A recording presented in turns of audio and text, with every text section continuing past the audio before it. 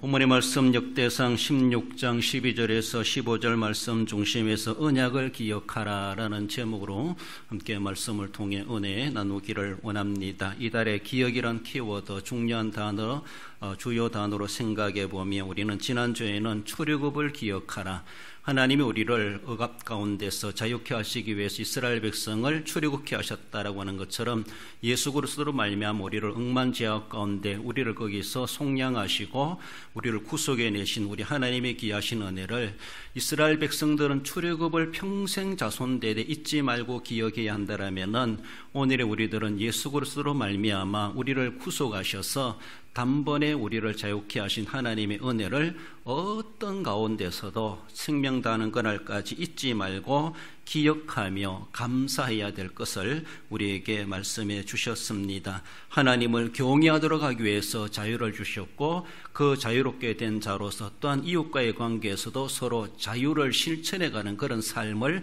위하여서 우리를 이렇게 자유케 해주셨다라는 것을 늘 기억하며 세상적이든 영적이든 늘 우리는 자유를 수호해 갈 수 있어야 되고 하나님 신그 신앙의 자유를 가지고 마음껏 하나님을 섬기고 또한 이웃들에게도 진정한 자유케 하시는 예수 그리스도를 전하고 예수님 안에 참 자유를 누릴 수 있도록 우리가 함께 도움이 되어야 할 것입니다. 오늘은 언약이란 단어를 생각해 볼 때 언약이 무엇입니까? 쉽게 말하면 당사자 간에 서로가 약속하는 것입니다. 동등한 두 당사자 간에 맺는 협정이죠. 그래서 언약, 계약, 약속, 또 동맹 이런 말로도 할 수 있겠는데 성경상에는 이렇게 약속이란 단어, 언약이란 말로 많이 우리에게 알려주고 있습니다. 그래서 언약을 기억하라, 오늘도 그렇게 말씀하는데 교리적으로는 언약을 행위 언약, 구속 언약, 은혜 언약 이렇게 세 종류로 이야기합니다. 하나님께서 우리를 향하여서 구속하시기 위해서 이루시는 하나님이 우리에게 주신 언약이 있습니다. 구약적으로 보면은 행위 언약이죠. 지킴으로 행함으로 복을 받게 하시는 것.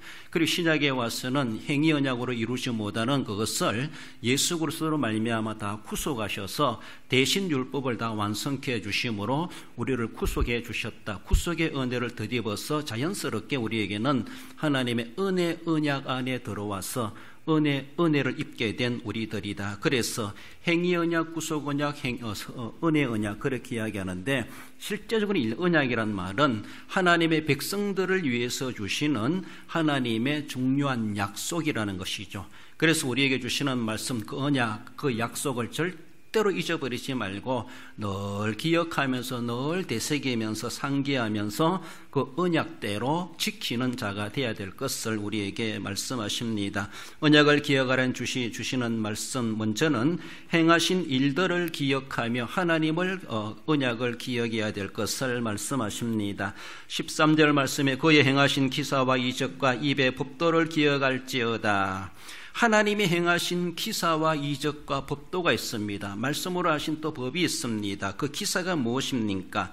팔라는 그런 단어를 사용하고 있는데 뛰어나다, 비범하다, 기이하다, 놀랍다, 하나님이 하신 일들은 그렇게 놀라운 일이라는 것이죠. 인간 능력을 초월한 특이한 이례적인 그런 일들을 하나님이 이스라엘 역사를 통해서 백성들을 통해서 많이 보여주셨습니다. 인간 이상의 능력을 행사해 주셨다라는 것이죠. 구구절절히 이야기 안 하죠. 성경 속에 많은 것들이 있습니다. 사람이 행할 수 없는 초자연적인 그런 일들을 하나님께서 행하여 주셨죠. 그 모든 것들을 통틀어서 우리가 기사다, 이적이다 이렇게 말을 하게 됩니다. 그렇습니다. 이렇게 하나님이 행하신 그 일들을 우리는 결단코 잊어버리지 말고 하나님을 기억해야 될 것을 말씀하죠. 이적이란 말은 모페트란 그런 단어인데 기사, 표시, 징조, 전조, 하나님의 특별한 표명, 하나님이 행하시는 능력의 특별한 그렇게 명백히 밝혀주는 것들을 말씀하죠. 하나님의 이적에서는 긍정적인 것도 있고 부정적인 것도 있어요. 복적인 것도 있고 저주스러운 재앙적인 것들도 있죠. 예를 든다면은 애굽에 10가지 재앙을 내리신 것도 하나님의 이적 중에 하나입니다. 그래요. 하나님의 심판의 수단으로 그런 재앙들을 사용하시기도 하시는 우리 하나님. 사람들이 감히 행할 수 없는 그런 일들을 하나님 행사하시면서 우리에게 복이 되게 하시는 이적도 있는가 하면은 우리를 징계하시고자 하시는 하나님의 심판의 도구로 이적을 행하시기도 하신다라는 것, 하나님의 능력에 특별하게 표명되는 것이 이적이란 말로 그렇게 나타내고 있습니다. 그래요, 인간사에 주어진 하나님의 기사와 이적, 하나님이 행하신 일들을 우리는 늘 기억하며 결코 잊지 말며 하나님의 언약을 기억하여 언약대로 살아가야 될 것을 우리에게 말씀하십니다. 하나님이 행하신 일이라고 하는 것은 기사와 이적이라는 말로 오늘 본문은 그렇게 말씀하십니다. 그것을 함축한다라면은 하나님께 대한 신앙은 철저히 역사적인 사실에 기반하고 있다라는 겁니다. 우리가 하나님에 대해서 무엇을 알겠습니까? 우리는 계시 종교라 그러죠. 우리가 하나님을 연구해서 알아가서 하나님을 이런 하나님이다라고 발견해서 하나님을 믿는 것이 아니라 하나님은 우리에게 하나님에 대해서 우리를 계시해 주신다는 것이죠. 계시한다는 말은 커튼을 벗겨준다, 베일을 벗긴다, 이런 의미가 있어요. 가려놓으니까 못 보입니다, 모릅니다. 그러나 이것을 벗겨준다, 벗겨주니까 우리가 밝히 알 수가 있습니다. 벗겨준다고 우리가 뭐 다 알 수 있겠습니까만은 지식이 부족하고 우리의 능력이 약하다 보니까 다 기억도 하지 못하고 지나간 잊어버릴 수밖에 없겠지만은 바로 우리가 하나님을 연구해가지고 알아가서 하나님을 알아내고 하나님이 이런 하나님이다 정의 내리는 것이 아니라 하나님이 나는 누구다, 하나님이 보여주시고 말씀해 주시고 들려주시니까 우리는 하나님을 그래서 알게 되는 겁니다. 하나님께로부터 들어서 배워서 보아서 경험해서 하나님을 알게 되는 것이죠. 그래요. 그러므로 지난 역사로 바라볼 때에 하나님에 대한 우리가 역사적 기반을 두고 있다는 것이, 우리의 신앙은 지난날에 하나님이 행하신 일들이 무엇인가, 미래는 우리는 살아보지 못했기 때문에 모릅니다. 그럼 미래를 우리가 대충 예상할 수 있는 것은 하나님 오늘의 계시하신 말씀이 있고 지난날들에 행하신 역사가 있습니다. 그 지난날의 과거의 역사를 교훈 삼고 역사를 기반으로 해서 그 하나님 어떤 분이신가 우리는 알게 되는 것이죠. 지난 과거가 뭡니까? 그건 우리의 실제적인 우리의 역사 속에 나타난 하나님의 기사요 이적이라 말하고 있습니다. 정말로 사람이 할 수 없는 그런 일들을 하나님이 우리 인류 역사에 실제로 행하셨다는 겁니다. 그것은 꾸며낸 이야기가 아니고 사람들이 상상해서 추상적으로 만드는 일이 아니고 우리 역사 속에 실제적으로 나는 경험하지 못했다 할지라도 우리의 조상들이 실제로 몸으로 그들의 시대에 그들의 현장에 경험했던 사실이라는 겁니다. 그것을 기반으로 하는 것이 우리의 신앙이라는 것이죠. 지난과 과거의 역사는 사실이잖아요. 그걸 누가 꾸며낸 것이 결코 아니라는 겁니다. 그러므로 하나님이 행하신 일, 하나님에 대한 신앙의 철저한 그 우리의 기반은 역사적인 사실에 기반을 하고 있다라는 겁니다. 그래요. 어떤 종교적인 천재의 추상적인 명상에 의하여서 고안하고 만들어낸 그런 것들이 결코 아니라는 겁니다. 지나간 역사를 되돌아보면서 그것이 하나님 어떻게 이루어오셨는가, 모세 시대 그렇게 했고 여호수아 시대 그렇게 했고 다윗 시대 그렇게 했고 지난 역사를 쭉 파노라마처럼 우리가 또 줄거리를 생각해 본다면은 하나님의 계시의 점진성을 우리가 더듬어가고 느껴볼 수가 있습니다. 그래요. 하나님이 시대마다 일을 어떻게 이루어가셨구나, 시대가 흘러가면서 어떻게 또 구체화시켜 가셨구나, 이런 것들을 우리가 점점점 알 수가 있습니다. 하나님이 보여주지 않은 것, 하나님이 말씀하지 않은 것, 하나님이 우리를 경험하지 않은 것을 우리에게 말씀하지 않습니다. 이미 너희들은 경험했고 너희들은 보았고 너희들은 느꼈고 실제로 당했고 복을 받기도 해봤고 징계받기도 해봤고 지난 과거의 역사 속에 하나님 어떻게 하나님의 점진적 계시의 과정이 흘러왔는가, 그리고 오늘의 시대는 어떻게 하나님의 계시가 적용될 것인가 라고 하는 것들을 과거 역사를 통해서 더듬어 보면서 오늘의 시점을 우리가 어느 정도 짐작하게 되고 하나님의 뜻이 무엇인가를 우리가 분별해 갈 수 있는 좋은 참고가 되고 있다라는 겁니다. 그래요. 행하신 일, 기사와 이적인데 지나간 역사를 통하여서 역사적인 사실의 기반을 우리의 믿음을 두고 있습니다. 여러분들도 오늘의 나이만큼이나 살아오시는 만큼 하나님을 경험했던 것들은 결코 부정할 수가 없습니다. 좋은 경험이든 안 좋은 경험이든 하나님은 그런 하나님이시다. 우리가 경험적으로도 알 수 있는 것이죠. 지난 역사를 통해서 안다는 게 뭡니까? 그것은 어쩌면은 경험보다 더 나은 스승은 없다. 이렇게 말을 할 수가 있습니다. 그렇습니다. 바로 우리의 조상들은 실제로 경험했다는 겁니다. 여러분들, 내가 아무리 많이 들어도 내가 몸소 경험했다라면은 어떤 사람이 그래요. 이건 안 당해보면 모른다. 이렇게 말하죠. 똑같이 우리가 이론적으로 많이 이해하고 또 공감을 가진다 할지라도 당사자로 직접 당해보면은 그걸 다 말로 어떻게 표현하겠습니까? 말로 다 구사할 수 있겠습니까? 우리 조상들은 실제로 그것을 경험했다는 것이죠. 오늘도 하나님 그 역사하고 계시다는 것입니다. 그래요. 경험보다 더 나은 선생님은 없다. 이렇게 말한 만큼 경험론 경험주의자는 아니지만은 그 경험을 결코 부정할 수가 없습니다. 그래요. 그만큼 하나님은 역사 속에 행하신 일들, 이 모든 일이라고 하는 것은 하나님은 창조하시고 우리를 세상에 태어나게 하시고 가만히 저절로 돌아가라, 저절로 살아가라 그렇게 앉아 계시며 계신 하나님이 아니라 시간의 흐름에 따라서, 역사의 흐름에 따라서 시대마다 하나님 계속해서 생생하게 활동하고 계신 하나님이시다. 이것을 말씀합니다. 그저 가만히 돌부처처럼 앉아있는 것, 그런 것이 아니라는 것이죠. 우리 하나님은 늘 움직이시고 일하시고 생동하시고 우리의 호흡과 우리의 심장과 우리의 모든 혈관과 우리의 모든 우주 만물을 지금도 운행하고 계신 하나님, 과거의 역사도 오늘의 역사도 앞으로의 미래의 역사도 다 주권적으로 주관해 가실 우리 하나님, 살아계신 하나님이시고 움직이시는 하나님, 활동하시는 하나님, 그것을 말씀하고 있습니다. 그 행하신 일, 과거에 그렇게 행하신 하나님, 지금도 그렇게 그 동일한 능력을 가지고 행사하시고 앞으로도 그렇게 행하실 우리 하나님이시다라고 하는 것. 그래서 하나님이 행하신 일을 생각하면서 하나님을 기억하라. 하나님의 말씀, 하나님의 언약을, 하나님의 기사와 행하신 이적과 하나님이 이루하신 법도를 늘 되새겨가면서 하나님의 존재를 인정하고 하나님 오늘 우리 시대에 우리에게 무엇을 말씀하시는가 기억하라는 것이죠. 잊지 말라는 것이죠. 기억하니까 우리가 마음에 생각하게 되고 반응을 보이게 되고 행동이 나오게 됩니다. 까마득하게 잊어버리면은 몰라요. 그렇지 않습니까? 잊어버리니까 가스장 걸고 안 잠고 그냥 내버려주잖아요. 기억하니까 나갈 때 가스 잠가야지, 불 꺼야지. 기억하니까 행동을 합니다. 나중에라도. 그렇습니다. 기억 못하면은 그냥 지나가 버립니다. 그러니까 기억이라고 하는 것이 너무나 중요해요.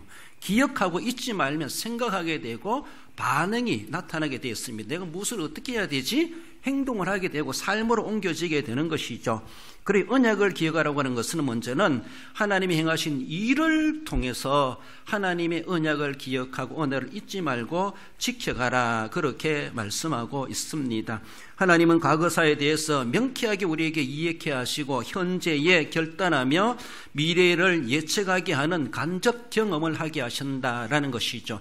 과거에 그렇게 오신 것들을 우리가 교훈 삼으면서 오늘은 하나님 지금 이렇게 해가시겠다, 앞으로 어떻게 행하시겠다, 간접적으로 우리가 예측해 갈 수가 있다라는 것이죠. 우리의 미래를 어떻게 알겠습니까? 그러나 과거의 기반을 통해서 오늘 세상에서도 지금까지 흘러온 통계로 바라볼 때 우리나라가 앞으로 어떻게 고령화될 것인가, 오늘의 현 추세를 바라보면서도 쉬운 말로 점친다 그러죠. 예측하지 않습니까? 그렇게 되면 우리나라 경제가 어떻게 되고 우리가 인구 자원이 어떻게 되고 출산에 따라서 또 인구 정책을 어떻게 써야 될 것인가, 또 식량 정책을 어떻게 쓸 것인가, 미래를 예측해 가면서 그것을 정책에 반영해 가는 것을 볼 수가 있습니다. 과거를 생각하고 오늘의 현재를 생각하며 미래를 예측하여 계획을 수립할 수 있다라는 것이죠. 우리도 마찬가지입니다. 하나님이 행하신 귀한 과거는 실제적인 사실입니다. 그것을 절대로 잊어버리지 말고 교훈으로 삼고 오늘에게 결단하게 만들고 미래를 예측하게 하시는 하나님의 은혜, 우리는 늘 생각하되 행하신 일을 기반으로 하나님을 기억하며 현재를 우리가 결단하고 미래를 예측하게 하시는 것을 볼 수가 있습니다. 다윗은 그렇게 고백합니다. 시편 103편 2절에 내 영혼아 여호와를 송축하며 그의 모든 은택을 잊지 말지어다. 하나님의 은혜와 덕택, 은택을 잊지 말지어다. 지금까지 하나님 우리에게 은혜를 베푸신 것, 하나님의 은혜와 그 덕택을 결코 잊지 말고 하나님을 송축함이 마땅하다라는 것이죠. 그의 아들 솔로몬은 시편 71편 18절에서 홀로 기이한 일들을 행하시는 하나님을 찬송하며 그 영화로운 이름을 영원히 찬송할지어다 라고 우리에게 소개해 주고 있습니다. 하나님이 행하신 그 기이한 일들, 하나님의 은택을 기억하면 할수록 하나님을 찬송하지 않을 수가 없는, 어려운 일도 있고 고난도 있고 역경도 많이 있었겠지만 그러나 그 모든 것들이 우리로 하여금 위하여 주시는 하나님의 은택이다. 우리는 받아들일 때 그 홀로 기이한 일들을 행하신 하나님을 찬송하지 않을 수가 없고, 하나님 언약을 기억하면 할수록 하나님 행하신 일들의 기사와 이적과 법도를 생각하면 할수록 하나님을 찬송하지 않을 수 없는, 우리에게 그런 반응이, 우리에게 그런 삶이 분명하게 행동이 일어나게 되어져 있다라는 것이죠. 하나님을 즐겨 찬송하는 사람은 하나님을 기억하는 사람이요, 그 은혜를, 그 은택을 잊지 않는 사람이다라고 말할 수가 있고, 우리의 찬송의 근거가 바로 하나님의 은혜에 기인하고 있다. 그 은혜를 알기 때문에 과거의 역사를 생각해 보니까 하나님을 찬송하게 되어져 있다는 것을 우리에게 말씀하십니다. 언약을 기억하라고 하는 것은 하나님 행하신 일을 통해서 언약을 기억해야 될 것을, 지켜야 될 것을 말씀하십니다. 나아가서는 온 땅에 있는 법도를 통해서 하나님의 언약을 기억하며 법도를 지켜가야 될 것을 말씀하죠. 하나님 신 그 법도는 우리 성도들이 지켜야 될 윤리다, 이렇게 말을 할 수가 있습니다. 14절에 그는 여호와 우리 하나님이시라 그의 법도가 온 땅에 있도다. 이 법도란 말은 미시파트라는 그런 단어를 사용하는데, 심판한다, 재판한다, 공의, 법령, 즉 하나님의 통치의 사법적 면을 우리에게 말씀해 주십니다. 사법적 그런 하나님의 통치 개념으로 법도란 말을 우리에게 말씀하시죠. 우리가 쉽게 율법이나 규례나 율례나 법도나 다 계명이나 똑같은 말이죠. 똑같은 말인데 사법적인 의미로 하나님 통치 개념으로 바라볼 때 법도란 말을 사용하고 있다는 것이죠. 그만큼 사법적인 그런 의미를 강조해 주는 그런 용어라고 볼 수가 있습니다. 그래요. 그 법도가 온 땅에 있도다. 온 땅에 편만하게, 그래서 온 땅에 거하는 모든 백성들에게 하나님이 주신 윤리의 개념으로서 우리에게 법도를 주셨다. 그 법도를 지켜야 될 것을, 법도대로 윤리를 지키며 살아가야 될 것을 그렇게 말씀하십니다. 하나님이 아브라함을 그렇게 칭찬하고 인정하시는 것이 무엇입니까? 창세기 26장 5절에 보면은 내 말을 순종하고 내 명령과 내 계명과 내 윤례와 내 법도를 지켰음이라. 명령이라 말해도, 계명이라 말해도, 윤례를 말해도, 법도를 적용해도 어쩌면 아브라함은 그렇게 다 철저하게 사법적이든 행정적이든 입법적이든 어떤 면으로 본다 할지라도 아브라함은 하나님의 말씀 앞에서는 그렇게 순종할 줄 알았다라는 것이죠. 한쪽 면에서는 뛰어난데 한쪽 면에서는 덜 떨어진 그런 모습이 결코 아니라는 것이죠. 그러니까 하나님께서 아브라함에게 말씀하시는 것은 내 자손으로 말미암아 천하 만민이 복을 받으리라. 그 후손도 복을 받지만 그 후손들을 통해서 천하 만민들도 복의 근원으로서, 복을 끼치는 자들로서 다른 사람들의 복을 받게 하는 그런 역할을 한다라는 것이죠. 그렇습니다. 이 세상의 사회적인 어쩌면은 악을 조장하는 그런 사람들, 쉬운 말로 범법자들, 그러니까 법대로 처분하면서 격리시키는 것을 볼 수가 있죠. 사회에 별로 유익이 안 된다는 것이죠. 그러나 아브라함의 후손들은 그런 사람들이 정가자들이 생겨나고 범법자들이 생겨나는 것이 아니라 사회를 유익하게 만들고, 그리고 후손들 때문에 사람들이 복을 받게 되고 그 사람들의 인권과 사람들의 복지가 나아져 가게 되고 사람들이 대우를 받게 된다는 것이죠. 그래요. 그 아브라함의 후손들이 그런 복을 받을 뿐만 아니라 그 자손들을 통해서 천하 만민도 복을 받게 하신다는 것이죠. 그러니까 우리 세상에서도 보면은 정말 명문 가문이다. 우리가 농사를 지으면서 참 품종이 좋다. 그렇죠? 품종이 안 좋은 거는 뭔가가 우리가 목적대로 결실을 이루지 못하기도 합니다. 그래요. 어머님도 호박을 심었는데 호박은 안 달리고 호박잎만 무성하게 그런 것을 보면서 호박잎 따먹으려고 호박을 심었는가 이런 생각도 하시는데, 호박잎이라도 따먹으니까 감사하겠지만은, 그러니까 목적하는 바가 있어요. 똑같은 씨앗이라 할지라도 우량종이 있기도 해요. 그런 것들 우리가 많이 그렇게 양성해내야 되고 그것을 키워내야 되고 많이 그렇게 후원해야 되죠.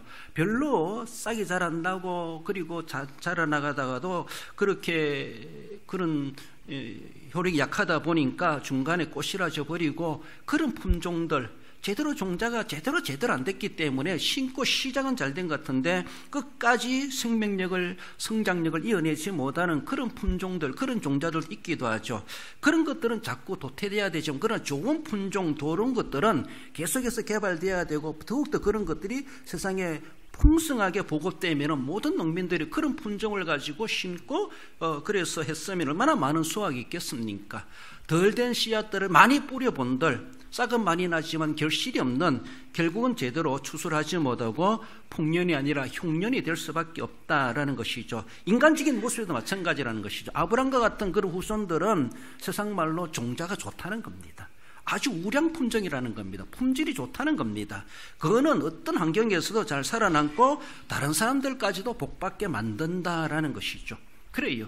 어떤 잡초에도 이겨내고 그게 성장력을 해내는 그런 식물과도 같은 아브라함의 후손이 그런 복을 받을 것이다. 왜 그렇습니까? 내 말을 순종하고 내 명령과 내 계명과 내 율례와 내 법도를 지켰음이라. 이것을 어쩌면은 전제하고 있습니다. 이런 모습 속에서 내 자손으로 말미암아 천하 만민이 복을 받으리라. 그 후손도 복을 받고 그러하여금 우리 아브라함 자손 옆에 살면 우리도 덩달아 복을 받는다는 것이죠. 그런 복을 끼치는 은혜와 복이 있다는 것이죠. 온 땅에 주신 하나님의 법도를 기억하고 지키는 자가 아브라함의 후손과 다를 바가 없는 하나님의 그 복을 우리에게 약속해 주셨고, 그 복을 끼치는 자가 될 것을 말씀하십니다. 하나님께서 시내산에서 이스라엘 백성들에게 주신 그 모든 계명들이 무엇입니까? 레위기 26장 46절에 보면은 이것은 여호와께서 시내산에서 자기와 이스라엘 자손 사이에 모세를 통하여 세우신 규례와 법도와 율법이니라고 말씀하십니다.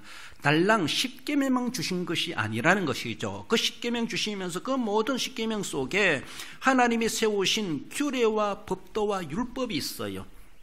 그것을 규례로도 법도로도 율법으로 다 그렇게 통하는 말이기도 하고, 다 하나를 두고 그렇게 말씀하시겠지만은 바로 우리가 어떤 모습, 어떤 용어를 들어댄다 할지라도 거기에 적합하고 그렇게 쓰임 받을 수 있어야 되죠. 모세는 이스라엘을 대표자입니다. 이스라엘을 대표하는 대표성을 가지고 있어요. 그래서 하나님과 모세와 관계 속에서 하나님이 모세에게 주셨습니다. 그래서 모세는 백성들에게 그것을 선포했습니다. 선포했을 때 그는 중보자적인 역할을 그렇게 감당했죠.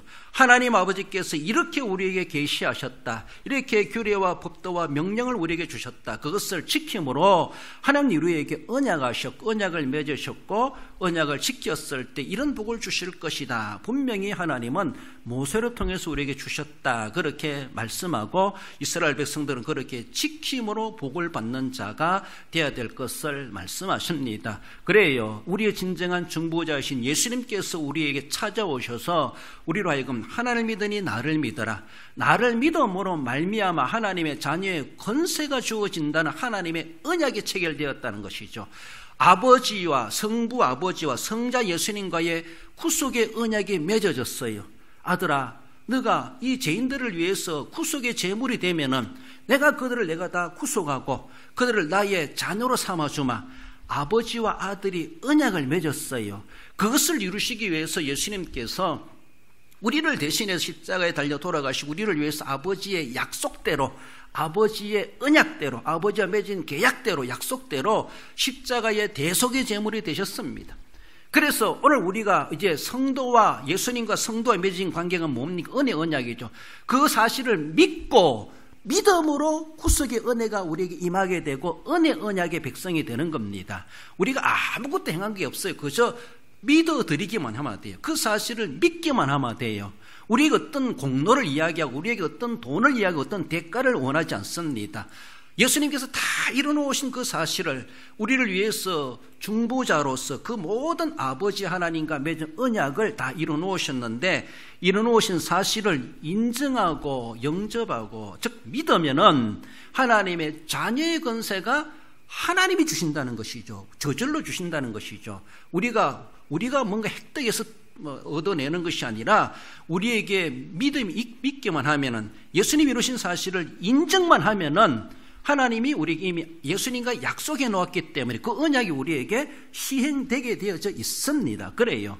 그러므로 우리 힘으로 천국 가고 하나님의 자녀 되는 것이 아니라 하나님의 은혜로, 하나님의 계약대로, 하나님의 약속대로 그렇게 성취되게 되어져 있다라는 겁니다. 그것을 우리에게 말씀하십니다. 하나님이 모세를 통하여서 규례와 법도와 율법을 세우셨다. 그러니까 그 말씀대로 지키면은 복을 받고, 반대로 안 믿으면 불신지옥, 이렇게 말하는 것처럼 그 법도를 어긋나고 어기면은 하나님 앞에 내쫓김을 당할 것이다, 하나님의 심판을 당할 것을 경고해 주셨습니다.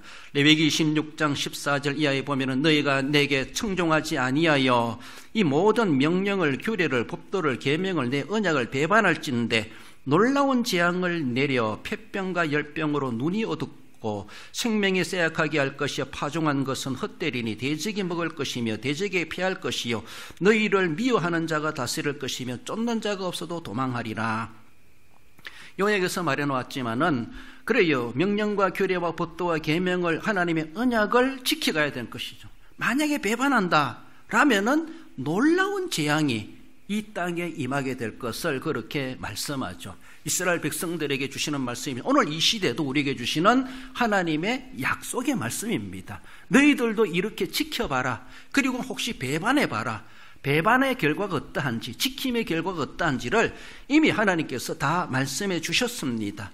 만약에 우리에게 이런 배반하면 배반할진대 이 사항들이, 이후의 사항들이 우리에게 주어진다고 하면은 우리가 뭔가 열병이 있고 폐병이 있고 눈이 어둡고 생명이 쇠약하고 파종을 한다 할지라도 거두지 못하고 대적들이 다 빼앗아가고 유린해가고 적들과 싸운다 할지라도 피할 수밖에 없는, 만약 이런 일을 우리가 겪는다면은 그 원인이 무엇일까? 이 말씀의 구조로 바라보면 우리가 하나님의 언약을 배반했기 때문이 아닌가? 적어도 그렇게 생각해 봐야 돼요.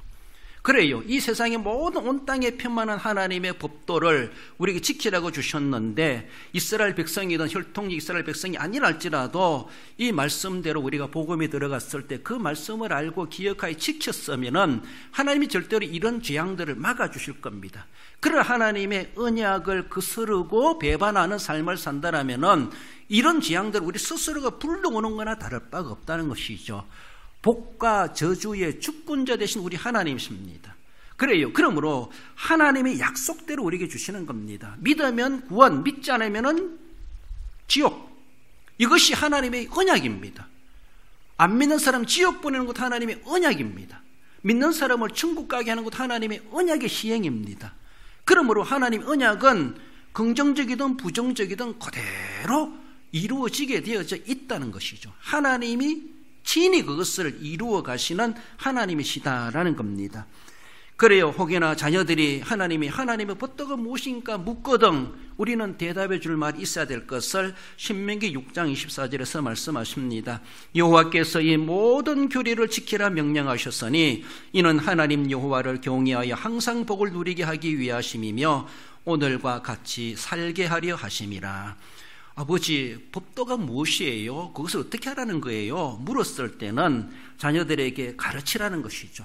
그 법도는 나만 알고 고이 품고 죽어버리는 그래서 법도도 없어버리는 그런 사회가 되게 하지 말고 그 법도를 자손들에게도 가르치고 계승해 가면서 온 땅에 편만한 것처럼 영원히 그 하나님의 법도는, 하나님은 살아계십니다. 우리는 죽어 없어져도 하나님은 살아계시고 하나님의 법도는 영원히 후손들에게까지 적용됩니다. 그래 그들은 안 배웠으면, 물려받지 않았으면 몰라서도 법도를 못 지킵니다. 우리 책임입니다. 그러므로 그들에게 이 모든 규례를 지키라 명령하였다. 가르쳐야 될 것을 말씀하고 하나님을 경외하여 항상 복을 누리게 하기 위하여 언약을 하셨다. 계명을 주셨다.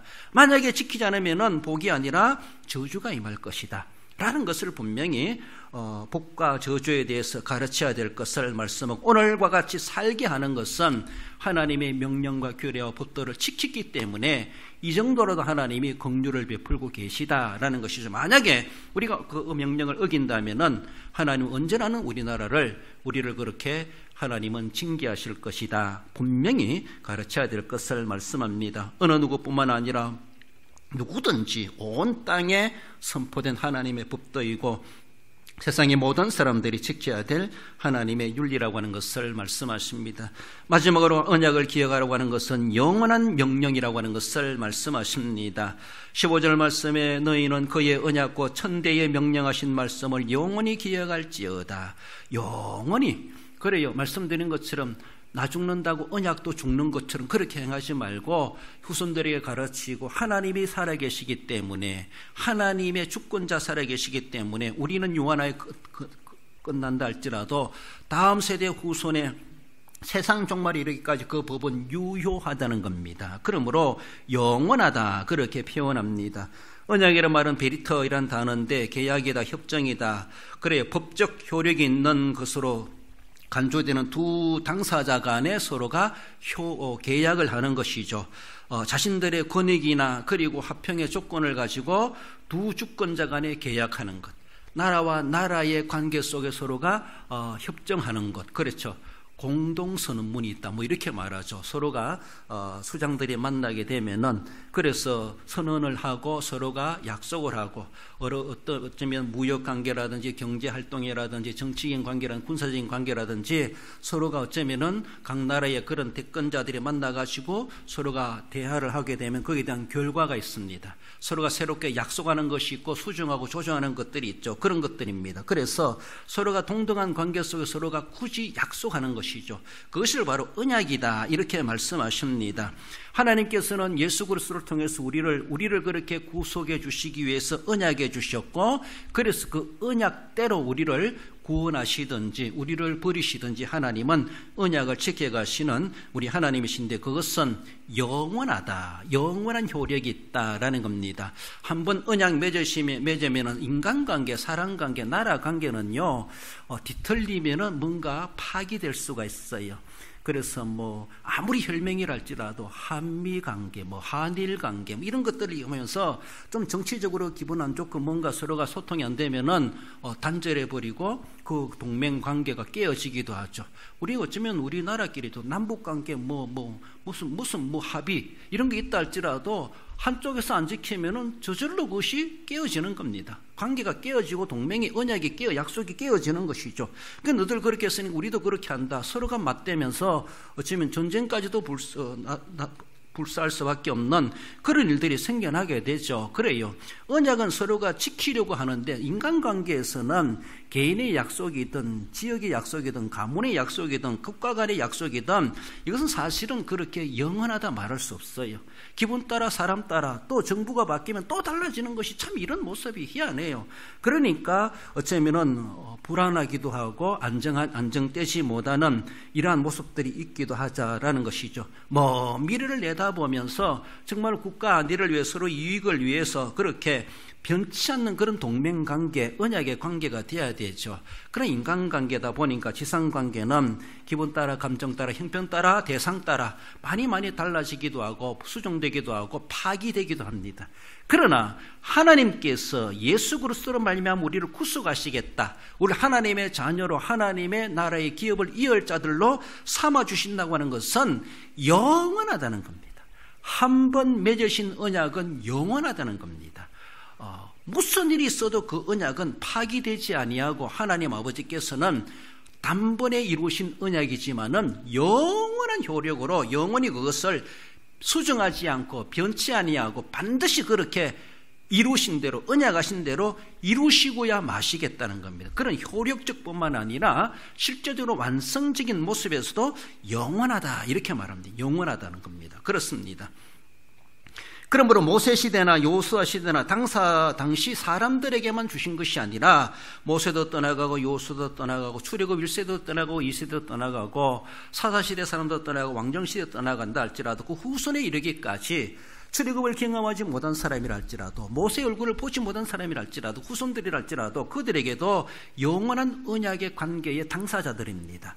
그들도 똑같이 지키면은 똑같이 복을 받은 선조들처럼 복을 받을 것이지만은 똑같이 어기면은 똑같이 하나님의 징계가 임하는 것은 틀림없이 임한다라고 하는 것을 말씀하십니다. 그래요. 한번 언약 맺으신 것 하나님 결코 깨뜨리지 아니하시고 파기하지 아니하시고 우리를 책임져 주시는 우리 하나님이시다라는 것이죠. 하나님이 어기는 것이 쉽겠어요? 우리가 어기는 것이 쉽겠어요? 우리가 잘 어길 수밖에 없죠. 우리는 유한하고 우리는 무능하고 우리는 그만큼 전능하지 못하다 보니까 말해놓고도 작정해놓고도 언약해놓고도 서언해놓고도 못 지킬 때가 많습니다. 선서해놓고도 못하기도 하죠. 그래서 회개하기도 하고 늘 자신을 자책하며 회개하고 하나님 앞에 다시 긍휼을 구하는 수밖에 없는 우리들이죠. 그래요.